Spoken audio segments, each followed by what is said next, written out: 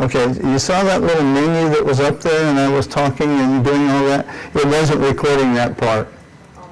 So if you see that little menu down there for Camtasia, wave your hand, yell at me, do something, tell me to start recording. Okay, now we're recording. Okay, so we lost a few minutes, but it was a Dickie-Fuller test. We all know how to do that. Okay, that got our data. I think, no, I didn't. I blew it. Let's come back there. So I'm going to hit F4 on that, F4 on that, comma, autocore, or the number of lags, comma, the number of differences. Okay. So the data in B9 to B758, we're testing on different number of lags, and we put a parenthesis on it, and then we hold down Control, hold down Shift, and press Enter. And we get 3 values. And then we should be able to just drag that down.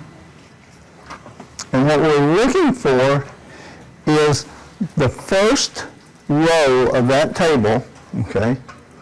We're going to pick the first row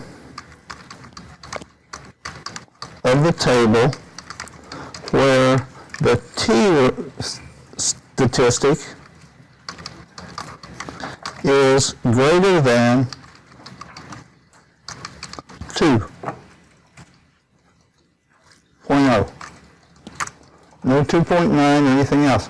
And that's it right there. Stop. As soon as you can get above 2. Okay? So this tells me that we really need to fit a model with 1 lag and 1 difference. Okay? That's what we're telling ourselves. It was 1 difference over here and 1 lag here.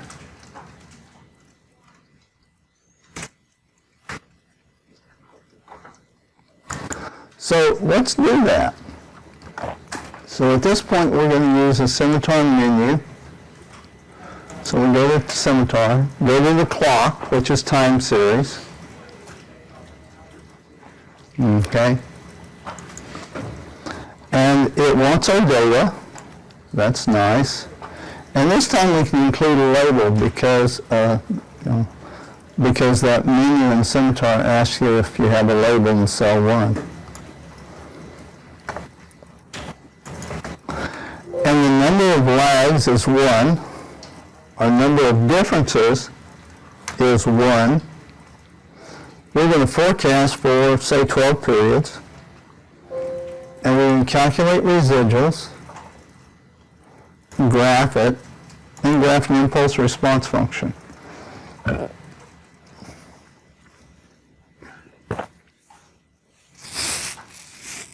Everyone fine with that? Okay. And so we got answers. And it stuck that picture over here in the way. Now, what it gave us was a constant and a slope value, a beta 1. We didn't get a beta 2 or 3 because we didn't have 3 lags, okay? To get beta 2 and 3, that would be lag 2 and lag 3. Okay. So we've got a very simple model. So what I did to speed up this homework and help you understand what you're doing maybe is I built this table ahead of time. Okay. And I'm going to just bold the text there. Okay.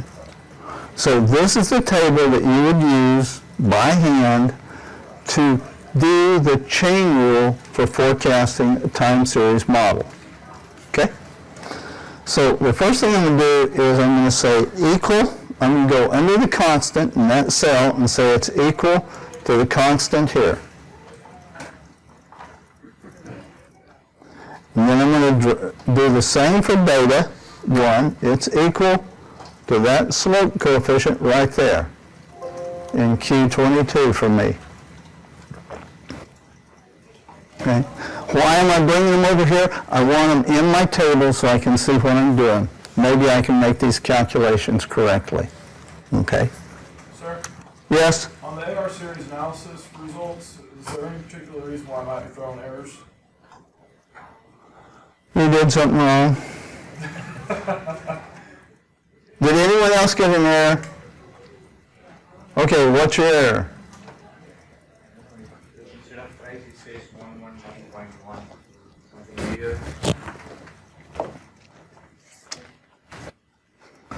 Okay, delete all the figures.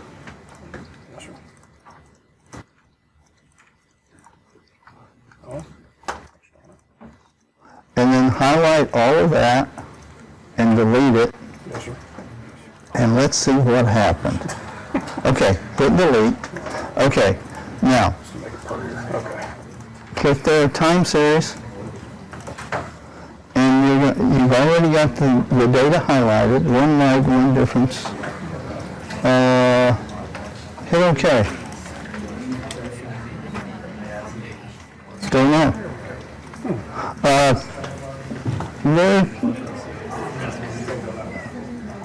It's the impulse response function that's blown up, and all the other things. Okay, hit delete them. Oh wait, do something else. Click over here and get your new worksheet. Copy, grab that. Just do time series. No, in the new worksheet. Do time series again. It already knows where the data are. But this time I want you to go click that data again, redo it. Delete that data out and highlight it again. Right there. And then say there's a label. Okay, click OK. I'll put it out on the sheet or on the other. In the new sheet. It will automatically go in the new sheet. I don't know. Okay. I can't fix it. I'll see you after class. Maybe. Okay, let's move ahead. Okay, we have these two coefficients. That's our intercept and our slope. What we need are the data, some historical data, okay? Our historical data, when we're going to go back a couple of periods, okay? We need some historical y values here. And if you just drag this cell over here, it will bring over a historical value associated with observation number 743, okay? Which is in row 751. And if you were to go to review, or data rather, where is it? Formulas. There, formulas. And you click that button. Go to formulas, click the trace precedence button. It will tell you where that data came from. Okay?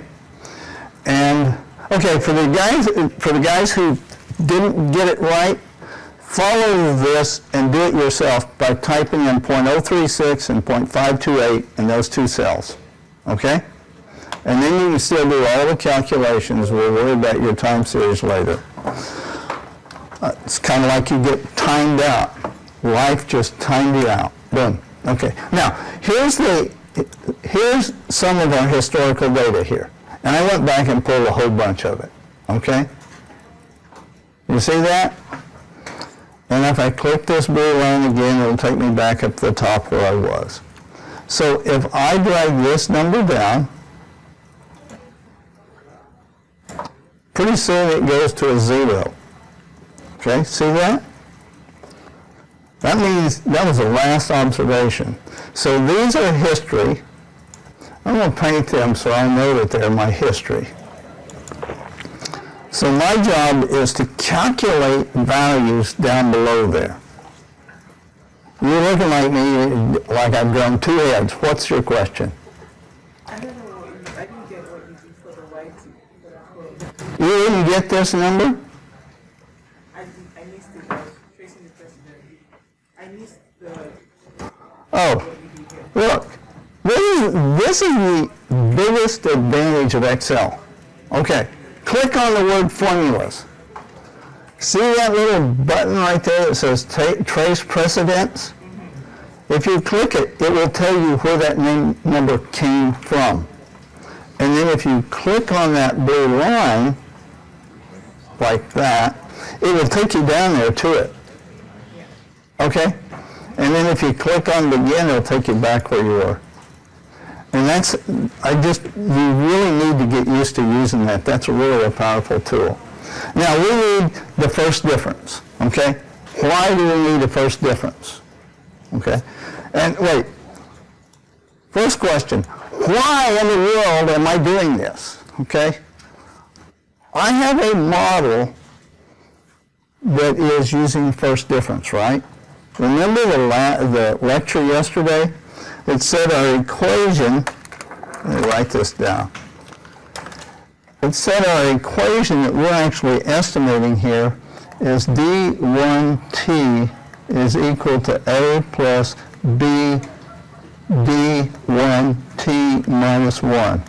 That's what this one log, one difference means. Okay, I estimated it. That's my A, that's a 0.036, and that's a 0.528. Everyone okay? Now we know what we're doing. Kind of got a roadmap. Now, this is D1T. That means I need to calculate the values for a D1T. And that's what I'm going to do right here in these cells. And to do that, I have to have the history. Okay? And the first one I want to calculate is this one. I want to calculate that one to start with. Okay? Now, we know what we're doing? We think. You got it figured out, Hank? Barely. Okay, good. If we're just working on 50%, that's all I need. Okay. Now, let's calculate it. Okay. The formula is not amazing. It's equal to this value here minus the previous one. The t minus 1. Okay? So it's a difference. Okay? And let's put a v formula beside it.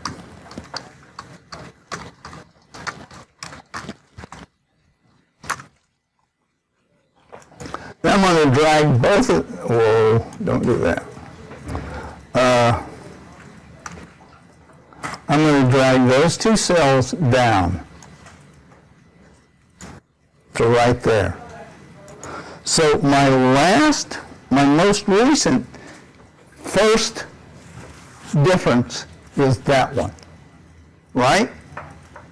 That's the most recent one I have. I don't have another one because if I dragged it down, I wouldn't have been a minus 189, and we know that's not right. So let's delete that.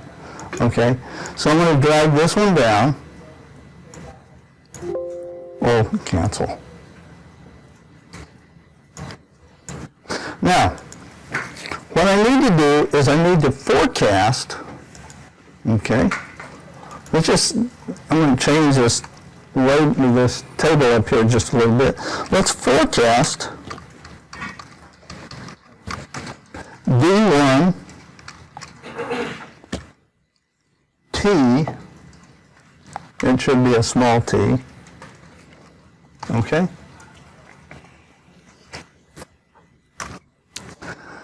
Now, how am I going to forecast that? It's equal to that constant, I don't know how to put an F4 on it because I'm going to use it again, plus that slope, F4, times that difference.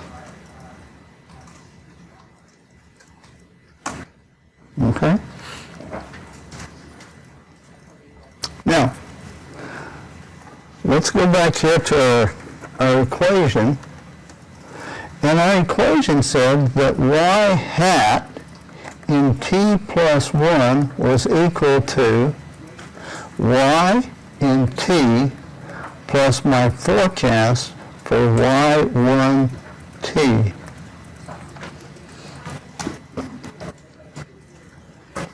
And this actually is going to be like a plus 1.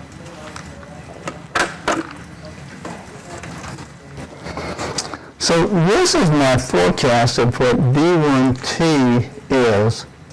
So my new y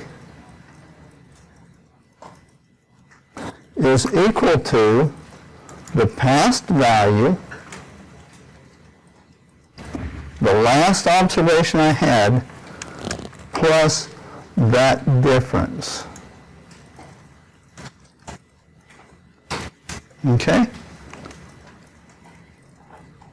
So what I did is I followed this equation right here.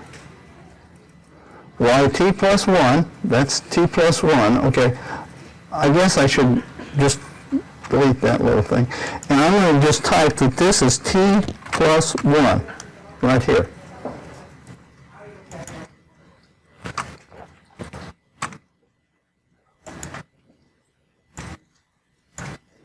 Okay. And the next one is going to be, guess what, t plus 2. Isn't it? Right?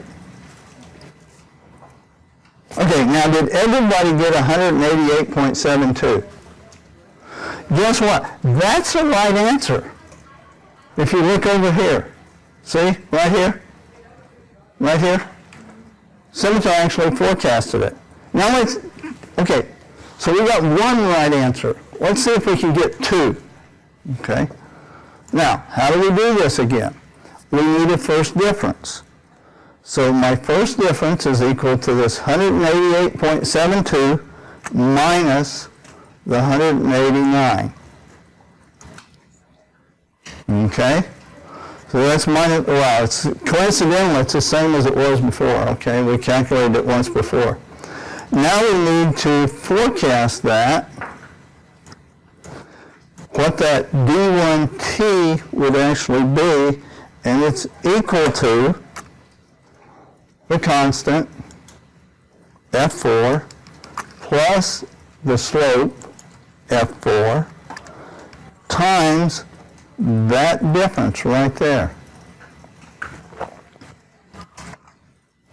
And the order in which we did this calculation was the y hat for t plus 2 is equal to that value there, the last one we forecasted, plus I forecasted d1t.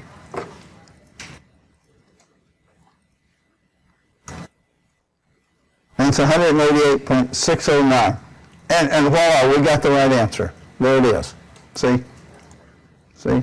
Now we've got 2 right answers. Okay. This goes on and on forever. Okay? And to show you it does, I'm just going to take this formula here. I'm going to drag it down. And I'm going to drag this formula down here. And then I'm going to drag all 3 of those formulas down to here. And I should have the same answers that Scimitar gave me.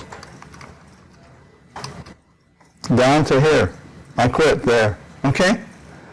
And how far did I forecast? About 10 years. Okay. Did everyone see that? Now, do you believe it? Can you do it on your own? Okay, well, I got one head nodding. I think he just went to sleep. That's it. He nodded off to sleep instead of, yeah, okay. Now, this is really, okay, let's just delete these and start over. Okay? Here. Okay. So, here's how you do this. You've got to get some history, okay? Now, why did I get all of this here? If I had 3 lags, if I'd used 3 lags, I would have to be using this difference, and that difference, and multiplying them out, okay? Using the sim product approach, okay? With 1 lag, it's really simple. That's why I insist on you all using as small a model as you can, as few lags as you can, as few differences as possible, okay? So that's the difference. You calculate that difference. Then I'm going to forecast what that D1T will be in the next period. Okay? So let me be a little bit more explicit about this label up here. This should be D1T plus 1. This is the next period that I use to calculate y hat in t plus 1. Okay? And we can bring this down here so it's closer to the action. And then to calculate it, I'm going to use this formula right here. Equal the last t that I have plus that deviant for t plus 1. Okay? And if I drag this down, it's not the right answer. So I can drag that down. It's going to get zeros right away. And if you drag this one down, then it all works. Okay? Yes? Can you show what you picked for the time series? Like, I did everything the same way, and I think what's off is the way I ran my time series at it. That model over there? I think I ran my... It's possible. Okay. If you come over here, I'm going to go to AA. And I'm going to use Scimitar, I'm going to use Scimitar time series. And I use the data in B8 to B758. Okay? And I said 1 lag and 1 difference in 12 forecasts. And calculate residuals, graph, and graph. Okay? And I hit OK. And I got, those are the same answers I got a while ago. Yeah, I got the same thing now. I didn't use a lag. Oh, okay. Yeah, if you use different data, you'll get different answers. I guarantee you. Okay. Now, I don't know what we did back here on the back row. I think those are jinxed. Okay. This is time series. Okay. This is how you forecast with it. Now, if you're going to make it stochastic, no problem at all. Okay. To go stochastic with this thing, you're just simply going to, first of all, you need a label on it. And so I would have something like time series t plus 1, and it would be equal norm, left parentheses. That forecast that Scimitar gave us is the average of our distribution, and the standard deviation of residuals is there. I'd hit F4 on that so I could drag the formula. Okay? And then we're just going to highlight those 2 cells and drag them down. And Excel is really nice about incrementing numbers that are in the last digit of a name. And it did the 1, 2, 3 to 12 by itself. And then you can simulate it and tell it there are labels on the left. Okay? Everyone knows how to do that now. We've done it quite a few times. Are there any questions about how to do it? So if you're doing the forecast your DT plus 1 and you have two lags. Oh, if you had 2 lags here? Yes, sir. That would just be you had 2 lags, okay. Then let's just assume, okay, that I had a value in here from beta from my second lag. It would be, say, 0.333. Okay. Okay. Then this formula here that does a D1T, Yes, sir. okay, it's going to be plus the 0.3333 Okay, and I'd lock that, and I'd multiply it by this lag here, okay? The 5.7, because this is the one lag back, one period back. This is 2 periods back. Everyone see that? Okay? And so if you had, well, we can get really complicated here. If we had another one, say minus 0.111, okay, for a third lag, then what am I going to do is at the end of that, I'm going to say plus, get that beta coefficient, and I'm going to multiply it by the third lag back, the third difference back, lagged 3 periods. So the first one gets, you multiply this beta coefficient times the most recent one, this beta coefficient times the next most, and that one times the oldest one. Okay? So you think of it in chronological order. Okay? And if you did that, oh yeah, boy, then this is going to really change our answers here. But we just made up an equation. And it's really simple. I can undo all that by just typing 0 and 0, and we're back to what we had before. Okay? But I set it up with 3 lags so you can actually show that. Question? On your first forecast value, T plus 1 over the negative 0.28. Yeah, uh-huh. Oh, yeah. Okay, that was actually calculated, okay? There's a formula there that's calculating those differences. It just happens to be exactly equal to that one. Okay. and Just a simple arithmetic. That one uses the negative 0.6. That one came from the negative 0.6, yes. Okay? Got it. Okay, so the beta 1 is tied to this, okay? So if I were to pick and draw lines on this beta 1 is going to use that value there because it's the first lag. Okay. And the second lag would be multiplied by that difference. And the third one would be multiplied by that difference. Okay? And so the more complicated, the more lags you get in here, the more history you have to have. Okay? Does that make sense? Okay. So what I want you to do, and by the way, spell observation, right? I didn't, but okay. When you write this out on a piece of paper, okay, make columns and rows. Make it'll be easier to grade, okay. And don't use really tiny font, you actually use large numbers when you write that on paper.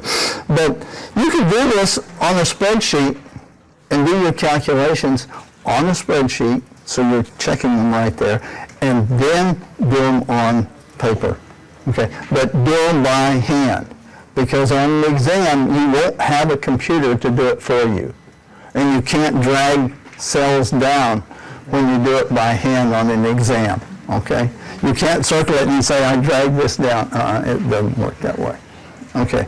And remember, this is a fantastic question because it's perfectly graded if you get that last number right. Okay? Questions on this time series? Okay. Now, on the homework, you all are quite concerned about how it's printed and what it looks like. Yeah, I am too. Oh, by the way, would you please do us a favor and give me back your homework number 3 tomorrow so we can put them in the grade book? If you don't do it, if you don't hand them in, we'll never have a record of you doing that homework. Okay? And I know you all worked really hard to do it. Okay, so do hand them in. Okay. Next, let's see. On organizing the output for this, what I would probably do, and since, I would do something like about that much space there and go home and say that that's my page layout, set my print area, and then after that I would come over here and find the pictures, those charts. Now, I only see one right now. I don't know where they are. Okay, but go to File, Print, and that looks like a really cool thing there. Okay, go to Page Setup, tell it to go Landscape, fit it to one page, go to Sheet, Grid Lines, and Row Column Headings. And then say, okay, and look at it. Okay, that kind of looks like it. Okay, well, I could move that picture over there a little bit, and it would be nice. Because all I really am interested in seeing are Dickie-Fuller, AutoCore, and the results here. Okay. Now, if you're having trouble getting it fit on a page where it can be read, you can cheat just a little bit. Okay? Go to Margins and kill your margins. You can take your left and right margin to 0. And you can reduce your top margin from 1 inch down to 0, like that. And then click OK again. And voila, it made it bigger. Okay? So there are ways to do that. Now, at that point, I can go back here. And don't print. Don't send it to the printer until you actually have looked at it and it looks like you want it to. And because it's going to print exactly what you see on the screen there. Now, a while ago, this wonderful new version of Excel does funny things with charts. Like that chart is there. I can see it. Move it over to the side so it shows up in your print area, in your print region. If you check it now, it's still in the wrong place, but you can fool around with it and get it there. Now, any questions about time series? Okay, I want to change gears. Okay, go to that uniform distribution worksheet, uniform dist. Okay, there are 2 ways to generate random numbers, and we're going to discuss this tomorrow, but this is right now. Equal. There is a method called Monte Carlo. Okay, that's that real nice place that fancy people go to and they gamble. Okay, I've never been there, don't plan to either. Okay, this is the way you generate random numbers if you're doing Monte Carlo. Okay, you just type equal rand, and it's an Excel function, 0, 1, just like that, rand. And it's going to generate numbers completely at random, okay? There's no systematic method whatsoever. Hit enter. Yeah, there's a problem with this formula. Okay. Yeah, it doesn't like 0s and 1s. It's just 2 parentheses. Okay. The next one is equal uniform. Left and right parentheses. We'll make them parallel. Okay. Now, they're both going to generate random numbers between 0 and 1. Okay? I want you to simulate these 2 random numbers. And the way we're going to do this is we're going to click on Scimitar. We're going to hit Save. And then we're going to click on Scimitar and tell it label left, Add. Okay? You ready? We're going to simulate 500 iterations of these 2 random variables. Okay, good. We've got them. Now, they got the following statistics on them. Okay? Let's enlarge that so we can talk about them.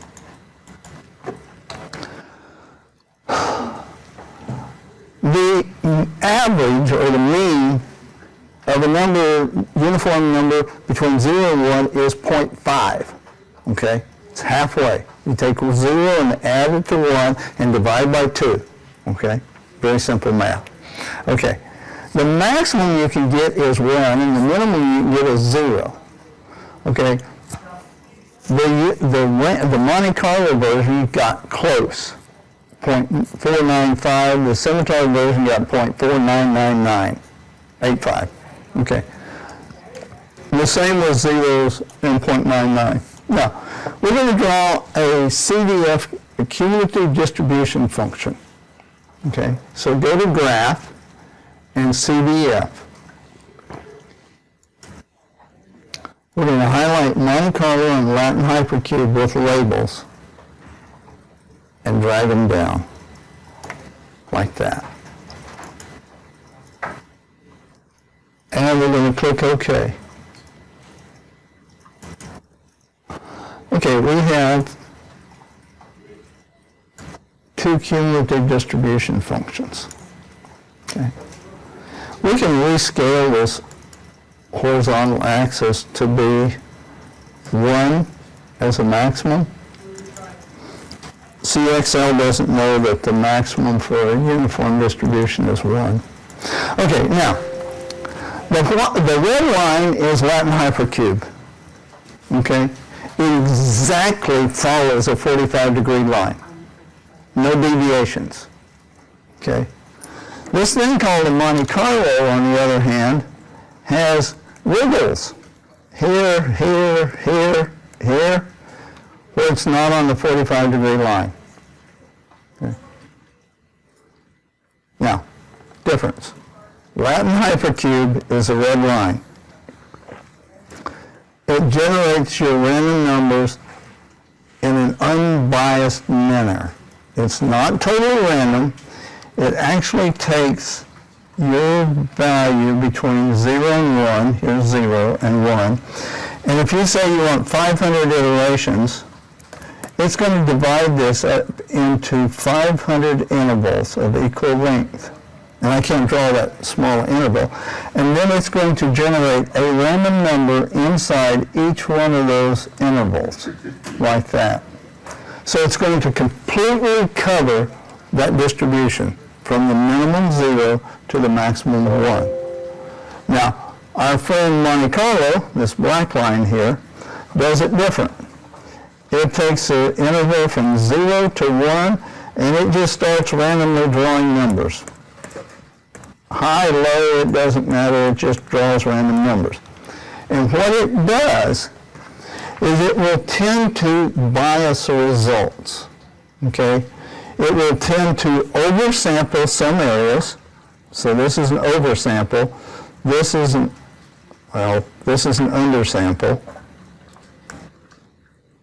Okay? And this is an oversample. Okay?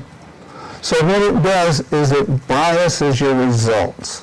Now, you can get the same level of bias or accuracy if you increase your Monte Carlo up to about 10,000 iterations. You'll get about as good a fit as you will with Scimitar in this uniform Latin hypercube with about 1,000 iterations. So you need to have 10 times more iterations if you're running Monte Carlo than if you're using Latin hypercube. And it was that reason that Scimitar adopted Latin hypercube for its method of generating random numbers. Okay? Because where we really find the difference between these two is usually in the tails. Okay? And tails are extremely important in economics. Why? Because you make money or you lose money in the tails. The average, you break even. Okay? So we're very, very sensitive to that fact that we need to be accurate on the tails. Okay, so that's uniform distribution. We'll talk about that. I'm going to show you what we're really doing in this class, what we're really going to ultimately do. Okay, this is a miniature simulation model. It's a farm simulation model. Okay, remember you are getting a degree in ag economics, so you might learn something about agriculture in the process. Okay, now, we have a very simple farm.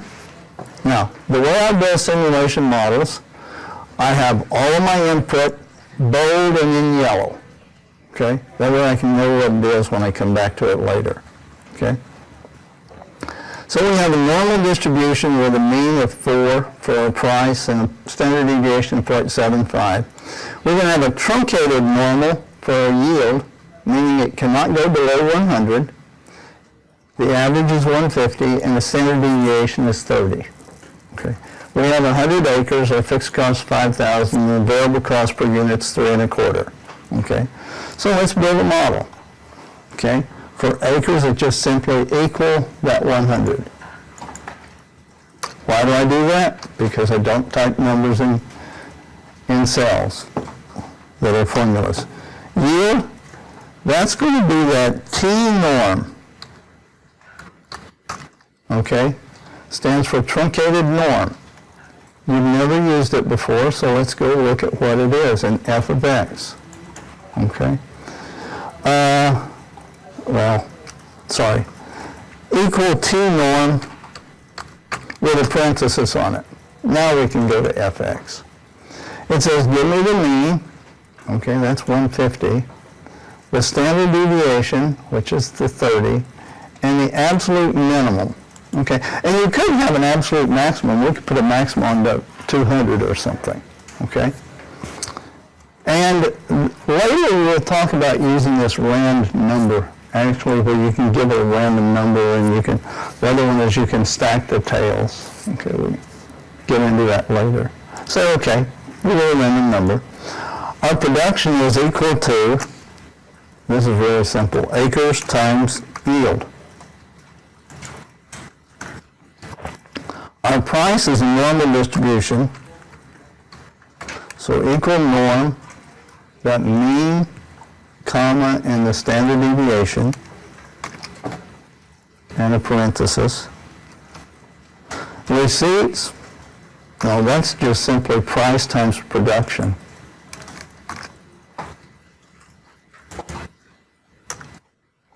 Variable cost, well, we said it was $3.25 times each unit of production. Our fixed cost, that's just simply equal to that $5,000 up there.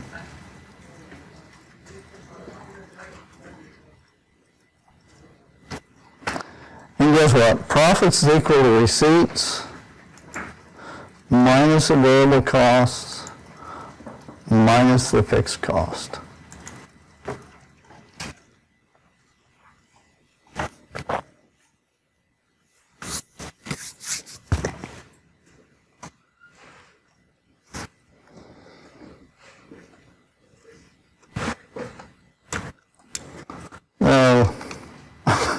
Don't put two equal signs in there. It's supposed to be a minus.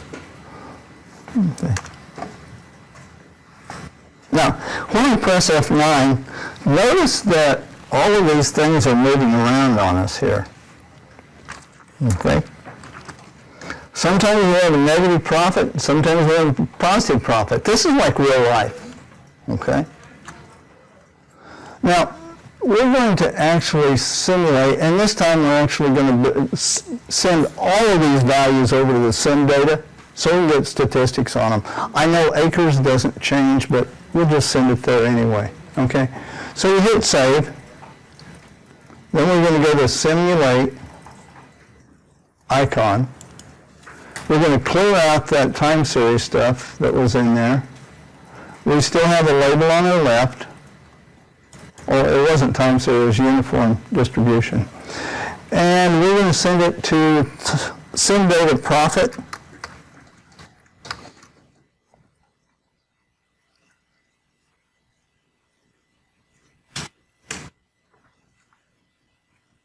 Okay.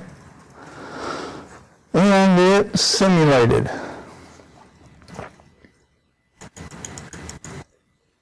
Okay. That was a bad year. That minimum was minus 40,621. Okay. So what we want to do, we want to demonstrate to somebody that we have generated random numbers. We've generated a random profit. Okay. And the way you do that is with a probability density function. So we go to graph, pick up a probability density function